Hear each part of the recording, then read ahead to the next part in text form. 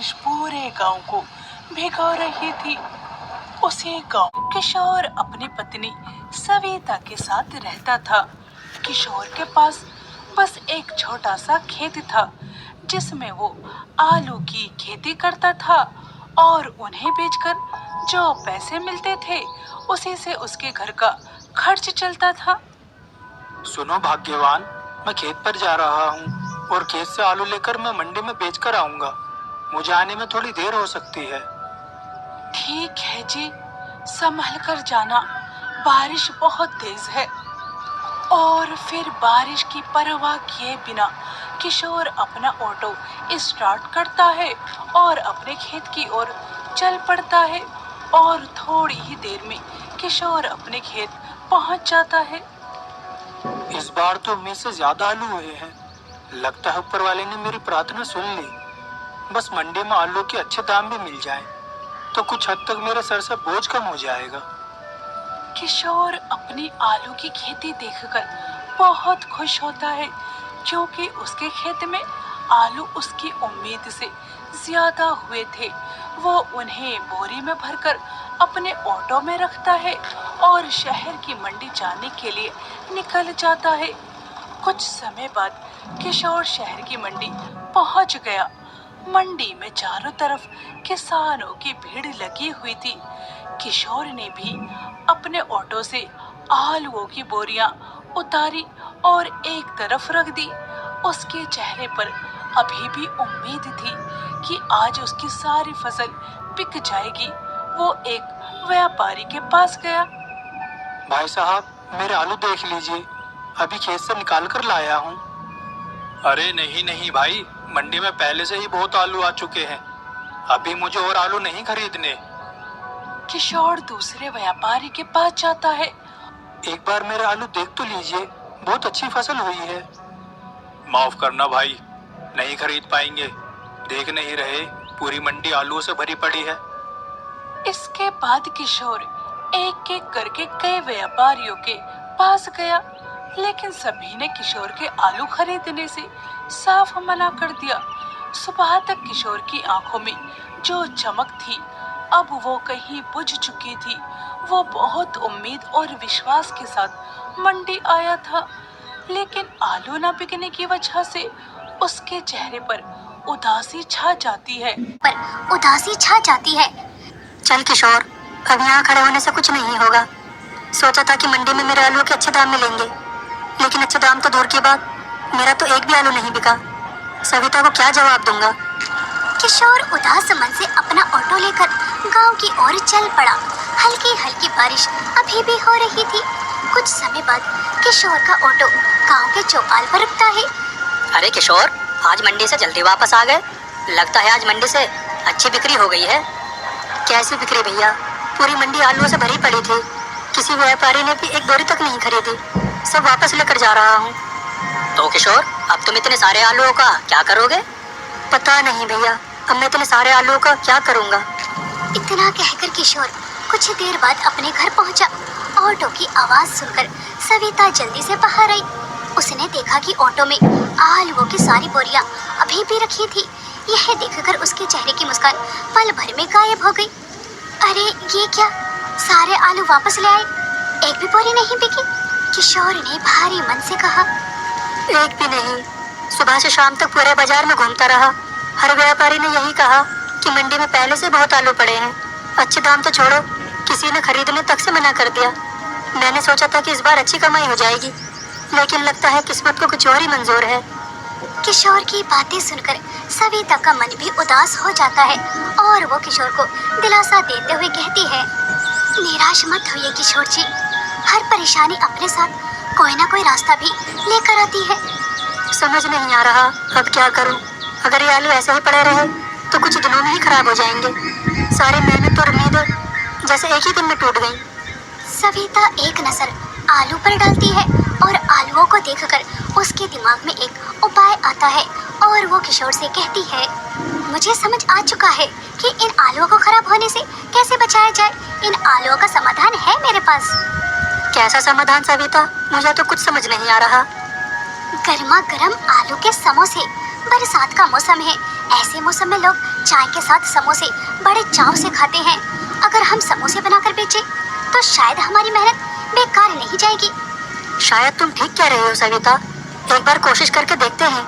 हो सकता है ऊपर वाले ने हमारे लिए यही नया रास्ता चुना हो। और हाँ, समोसे में स्वाद बढ़ाने के लिए मसाला मैं खुद अपने हाथों से तैयार करूंगी। घर का बना हुआ स्वादिष्ट मसाला समोसे के स्वाद को और बढ़ा देगा।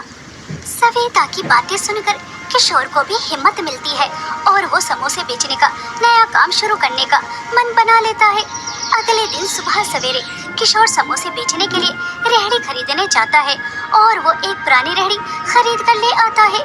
वहीं दूसरी तरफ सविता आलू मिलाने के लिए मसाला अपने हाथ से तैयार करती है और जब सारी तैयारियां हो जाती हैं, सारे समोसों को बड़े प्यार से एक छोटी सी रेहड़ी पर रखता है और उन्हें बेचने के लिए घर से निकलता है। तभी सविता कहती है, अजय सुनिए तो, आपने चटनी तो रखी ही नहीं। यह लीजिए पुदीने की हरी चटनी और इमली की खट्टी मीठी चटनी, जो समोसों की जान होती है। जिस उम्मीद और विश्वास के साथ समोसे बेचने जा रहा हूँ, बस ऊपर वाला इसमें मेरा साथ दे। किशोर जी, ईमानदार और मेहनत करने वालों की हार नहीं होती, बस हिम्मत रखिए। किशोर ने मुस्कुराकर सिर हिलाया और रेहड़ी धकेलते हुए गांव के चौराहे की ओर चल पड़ा। चौराहे पर अच्छी खासी चहल पहल थी। किशोर ने चौराहे के एक खाली कोने में अपनी रेहड़ी खड़ी की। वो हिम्मत जुटाकर आवाज लगाने लगा, गर्मा गर्म स्वादिष्ट समोसे ले लो, गर्मा गर्म स्वादिष्ट समोसे ले लो। तभी सामने से एक आदमी तेज कदमों से उसकी ओर आया। वो कमलेश था। पूरे गांव में वो एक ही समोसे वाला था। पिछले कई वर्षों से वो उसी चौराहे पर समोसे बेच रहा था। कमलेश ने रेहड़ी पर नजर डाली और गंभीर आवाज में कहा, किशोर, ये सब क्या है भाई? भैया, मंडी में मेरे आलू नहीं बिके, घर चलाना मुश्किल हो गया है, इसीलिए सोचा कि उन्हें आलू से समोसे बनाकर बेचूं। शायद इसी से घर का खर्च निकल जाए। मजबूरी का मतलब यह तो नहीं कि जहाँ किसी का काम चलता हो वहीं आकर रेड़े लगा दो। बड़ी मुश्किल से मैंने इस गांव में अपनी पहचान बनाई है। अब कोई भी आए और मेरे सामने समोसे बेचने लगे, यह मैं कैसे होने दूं? भैया, मेरा इरादा आपका नुकसान करने का नहीं है। इरादा चाहे जो भी हो, नुकसान तो मेरा ही होगा। गांव के लोग अगर तुम्हारे समोसे खाने लगे तो मेरा काम कैसे चलेगा? नहीं किशोर, इस गांव में समोसे बेचने की कोशिश मत करो। कहीं और जाकर अपनी किस्मत आजमाओ। इस गांव में तो एक ही समोसे वाला होगा और वह कमलेश समोसे वाला। अरे भैया, मुझे समोसे बेचने दीजिए ना, बहुत उम्मीद और विश्वास के साथ आया हूँ। अरे ऐसे कैसे मैं तुम्हें यहाँ समोसे बेचने दूँ? अगर इस तरह मैं तुम्हें समोसे बेचने दूंगा तो हर दूसरा इंसान यहाँ समोसे की रेड़ी लगाने लगेगा। नहीं नहीं, यहाँ तो सिर्फ एक ही समोसे वाला होगा। इसलिए मैं कहता हूँ, मेरी बात आसान शब्दों में समझ जाओ, वरना मुझे दूसरे शब्दों में समझाना आता है। ऊंची आवाज में बात करने लगता है। बेचारा किशोर, वो एक सीधा साधा इंसान था। वो किसी से झगड़ा नहीं करना चाहता था और लड़ाई झगड़े में अपने नए काम की नींव नहीं रखना चाहता था।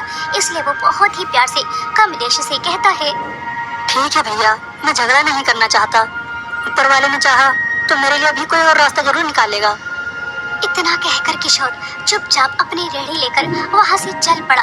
चौराहे पर खड़े कई लोग यह सब देख रहे थे। अरे कमलेश को ऐसा नहीं करना चाहिए था। बेचारा किशोर तो अपनी मजबूरी में समोसे बेचने आया था।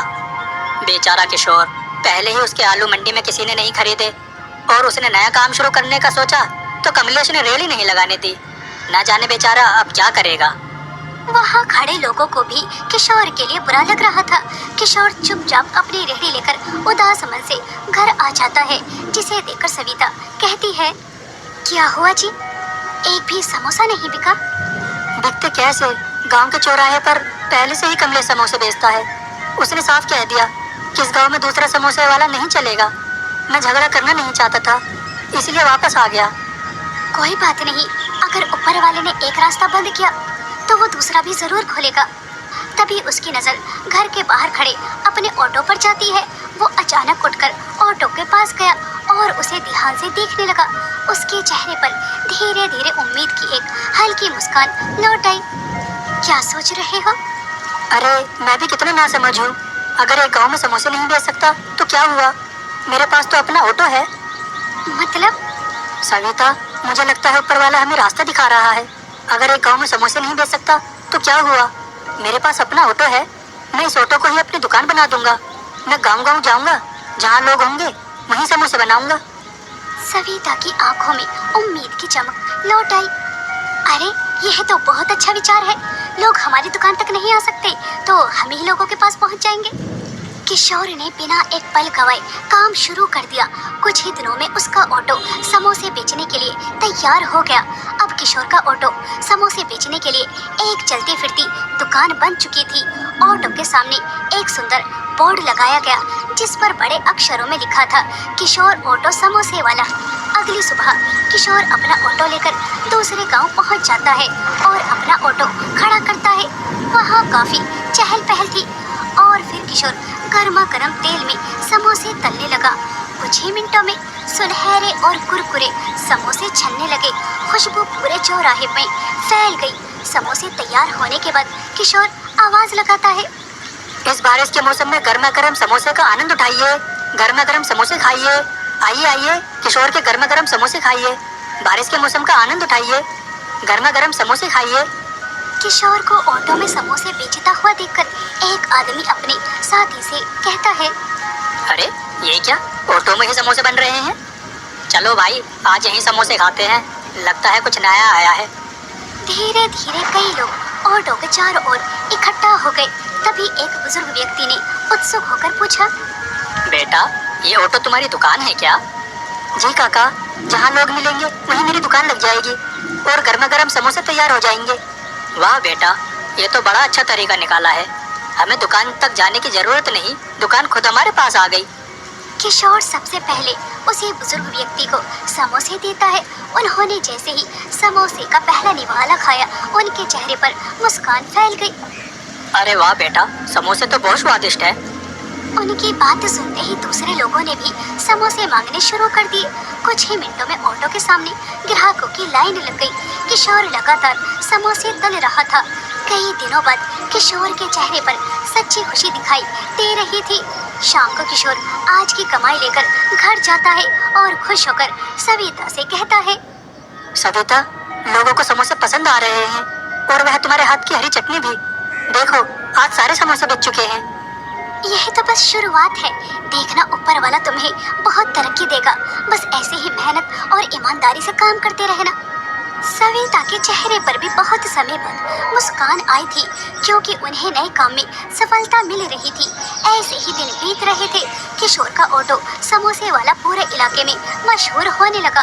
लोग आपस में कहते, अरे जल्दी चलो, किशोर ऑटो समोसे वाला आया है, देर हो गई तो फिर समोसे खत्म हो जाएंगे। इसी तरह किशोर के समोसे सभी को पसंद आ रहे थे। बरसात का मौसम था। हल्की हल्की बारिश में गर्मा गर्म समोसे लोगों को अपने पास खींच रहे थे जिससे किशोर की आमदनी बढ़ रही थी। एक दिन की बात है, किशोर अपने ऑटो में समोसे बेच रहा था कि तभी उसके पास किशोर के गांव के मुखिया सूरदास आते हैं। अरे मुखिया जी, आइए आइए।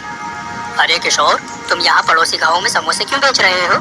क्या अपने गांव में कोई काम नहीं बचा था जो तुम यहाँ समोसे बेच रहे हो? और तुम्हारी लोकप्रियता देखते हुए तो ऐसा लगता है कि तुम्हारे समोसे बहुत स्वादिष्ट हैं। जी मुखिया जी, लोगों को मेरे समोसे पसंद आते हैं। आपके लिए भी एक प्लेट लगा कर देता हूँ, खाइए और फिर बताइए। किशोर झटपट तेल में गर्मा गर्म समोसे तलता है और चटपटे समोसे प्लेट में हरी और लाल चटनी के साथ बड़े प्यार से उन्हें देता है। मुखिया जी जैसे ही समोसे का एक निवाला खाते हैं तो वो किशोर से कहते हैं, किशोर, लोग तुम्हारे समोसे के दीवाने भला क्यों ना हो, इतने ज्यादा स्वादिष्ट, मजा ही आ गया। इतना अच्छा स्वाद तुम अपने गाँव के लोगों को क्यों नहीं दे रहे? मुखिया जी, मैं शुरुआत तो अपने गाँव से ही करना चाहता था, लेकिन कमले समोसे वाले ने ऐसा करने नहीं दिया और मैं लड़ाई झगड़ों से दूर रहता हूँ, इसलिए चुपचाप अपना ऑटो को ही अपने समोसे की दुकान बनाकर अपना नया रास्ता ढूंढ लिया। अरे कमलेश चाहता ही नहीं कोई दूसरा अच्छा समोसे वाला उसके बराबर में आकर खड़ा हो जाए। तुम्हारे जैसे समोसे का स्वाद उसके समोसों में कहाँ?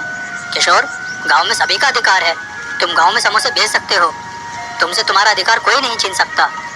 अरे नहीं नहीं मुखिया जी, मैं ऐसा नहीं चाहता कि मेरी वजह से किसी के दिल को चोट पहुँचे। मैं यहाँ खुश हूँ, मेरा काम अच्छा चल रहा है।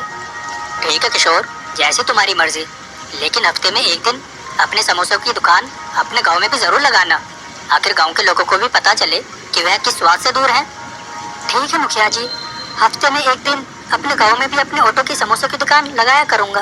पर ऑटो वाली समोसों की दुकान लगाने लगा था। बाकी दिनों में वो अपने ऑटो से आसपास आसपास के गांव में जाकर समोसे बेचता। कुछ ही दिनों में पूरे इलाके में एक ही नाम गूंजने लगा, किशोर समोसे वाला। उधर कमलेश अपनी रेहड़ी पर बैठा ये सब देख रहा था। उसकी रेहड़ी पर एक भी ग्राहक नहीं था। यह देखकर उसका चेहरा गुस्से से लाल हो गया। इस किशोर को मेरी बात समझ नहीं आ रही। लगता है मुखिया के पास जाना ही होगा। अगर ऐसे ही गांव के लोग इसके समोसे पसंद करते रहे तो एक दिन मेरी दुकान तो बंद ही हो जाएगी। कमलेश तुरंत मुखिया जी के पास जाता है और वहां जाकर मुखिया जी से कहता है, मुखिया जी, किशोर को मैं समझा चुका हूँ, लेकिन उसे मेरी बात समझ नहीं आ रही। अब आप ही उसे बताइए कि मैं यहाँ इस गांव में सालों से समोसे बेच रहा हूँ। वहाँ सिर्फ मैं ही समोसे बेच सकता हूँ, किशोर नहीं। मेरे साथ चलिए और किशोर को अभी वहाँ से हटाइए। मेरा धंधा कम हो रहा है।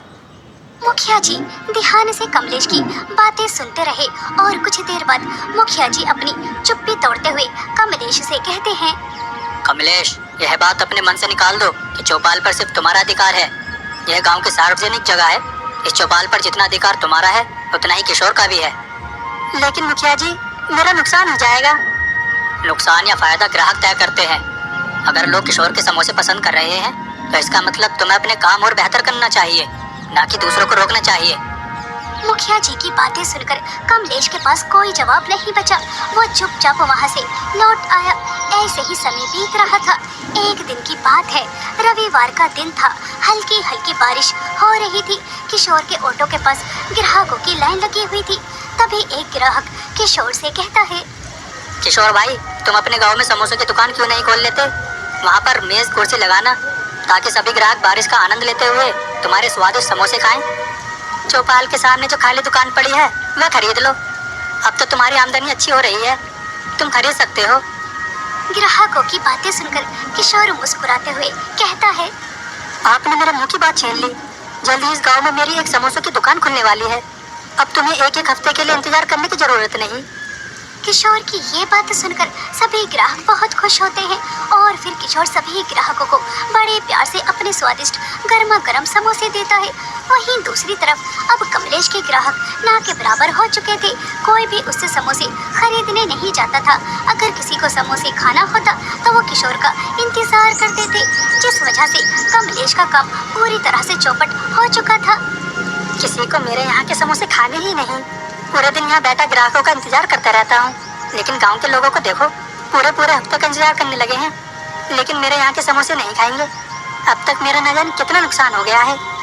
धीरे धीरे कमलेश को नुकसान हो रहा था।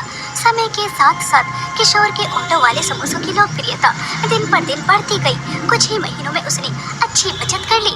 गांव वालों की सलाह मानकर किशोर ने चौपाल के सामने एक समोसों की दुकान खोली। दुकान खुलने वाले दिन पूरे गांव में खुशी का माहौल था। इसे कहते हैं सच्ची मेहनत और लगन। किशोर ने न सिर्फ अपने आलू खराब होने से बचाए, बल्कि उन्हें आलू से एक नया काम भी शुरू किया, जिसका परिणाम आप सभी देख रहे हो। इसलिए ईमानदारी और मेहनत से किया हुआ काम कभी व्यर्थ नहीं जाता। एक दिन उसमें सफलता जरूर मिलती है।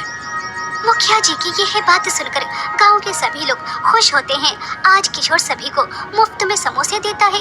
कुछ देर बाद किशोर की दुकान पर कमलेश भी आता है। उसका चेहरा मुरझाया हुआ था और आंखों में शर्मिंदगी थी। किशोर तुरंत कमलेश के पास जाता है और मुस्कुराकर कहता है, आइए भैया, बैठिए। किशोर भाई, मैंने तुम्हारे साथ बहुत गलत किया था। जब तुम मजबूरी में समोसे बेचने आए थे तब मैंने तुम्हें गांव में खड़े तक नहीं होने दिया। आज समझ आया कि मेहनत करने वालों का रास्ता कोई नहीं रोक सकता। अगर हो सके तो मुझे माफ कर दो। भैया, पुरानी बातें भूल जाइए, इंसान से गलती हो जाती है। कमलेश ने उदास होकर कहा, अब मेरा काम बिल्कुल नहीं चल रहा। समझ नहीं आ रहा कि घर कैसे चलाऊं। किशोर कुछ पल सोचकर कहता है, भैया, अगर आपको मंजूर हो तो मेरी दुकान पर मेरे साथ काम कीजिए। दुकान बड़ी हो गई है और अकेले सब संभालना मुश्किल होता है। अगर आप चाहें तो मेरी दुकान पर काम कर सकते हैं। मेरे बुरा करने के बाद भी तुम मुझे काम दोगे? भैया, बुराई का जवाब बुराई से नहीं भलाई से देना चाहिए। अगर आज मैं आपकी मदद कर सकता हूँ तो इससे बड़ी खुशी मेरे लिए क्या होगी। कमलेश की आंखों से आंसू निकल पड़े। उसने किशोर को गले लगा लिया। उस दिन के बाद दोनों मिलकर दुकान चलाने लगे। किशोर के समोसों की दुकान आसपास के गांव में भी बहुत ही ज्यादा चर्चित थी, इसलिए आसपास के गांव के लोग भी उसकी दुकान में स्वादिष्ट समोसे खाने आते।